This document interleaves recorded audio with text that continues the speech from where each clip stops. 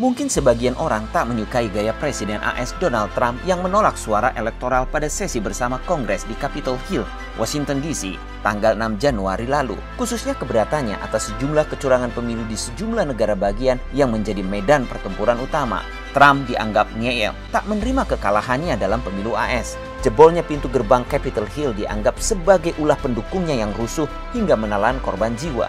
Citra negatif inilah yang disematkan media arus utama dalam pemberitaannya yang dilansir di seluruh dunia. Trump lagi-lagi disalahkan, padahal belakangan kita tahu pembuat onar yang sebenarnya justru provokator dari Antifa, kelompok kiri yang disokong Partai Komunis Tiongkok. Apapun yang dilakukan Trump dan para pendukung Make America Great Again sebenarnya adalah hal yang biasa dalam negara demokrasi. Ketika ada seseorang atau kelompok yang merasa dirugikan dalam hasil perhitungan pemilu karena banyaknya kecurangan yang dilakukan secara terstruktur, terencana dan masif, bukankah itu hak mereka menuntut keadilan? Dalam konstitusi Amerika, hak mempersoalkan hasil pemilu pun dijamin. Apalagi kubu Trump memiliki banyak bukti atas kecurangan pemilu yang menyangkut soal sistem perhitungan suara dominion, kertas suara hingga keterlibatan pihak asing.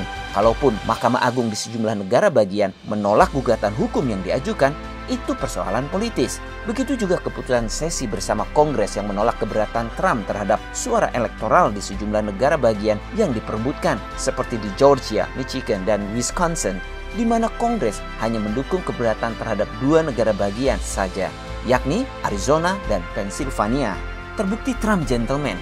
Ia sudah berjanji bahwa peralihan kekuasaan ke presiden terpilih akan berlangsung secara tertib, sambil memastikan untuk terus berjuang demi Amerika yang lebih baik. Meski saya sama sekali tidak setuju dengan hasil pemilu dan fakta menunjukkan kepada saya, namun akan ada transisi yang tertib pada 20 Januari. Tandas Trump dalam pernyataannya usai Kongres mensertifikasi Joe Biden sebagai presiden terpilih. Dalam sesi perhitungan bersama Kongres yang dipimpin oleh Wapres AS Mike Pence ini, Biden mendapat 306 suara elektoral, jauh melampaui Trump yang hanya dapat 232 suara. Meski Trump sudah sangat berat mengembalikan keadaan hasil pemilu AS, kecuali ada mujizat dari Tuhan, Trump akan dikenang bangsa Amerika sepanjang masa. Sang pemimpin yang berani menentang kecurangan pemilu, mengembalikan harkat dan martabat Amerika Serikat sebagai salah satu negara demokrasi terbesar di dunia. Selama 4 tahun memimpin Amerika, Trump telah melakukan banyak hal baik untuk bangsa dan negaranya. Dia pemimpin yang sejak awal menyadari bahaya ancaman yang serius dari Partai Komunis Tiongkok di negaranya.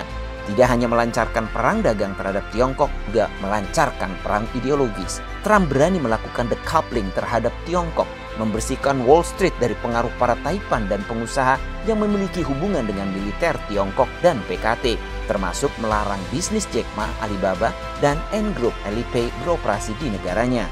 Bagi kaum konservatif Republikan, Trump adalah pemimpin pilihan Tuhan. Bahkan Republikan menyamakan Trump sebagai bapak bangsa, seperti George Washington dan Abraham Lincoln.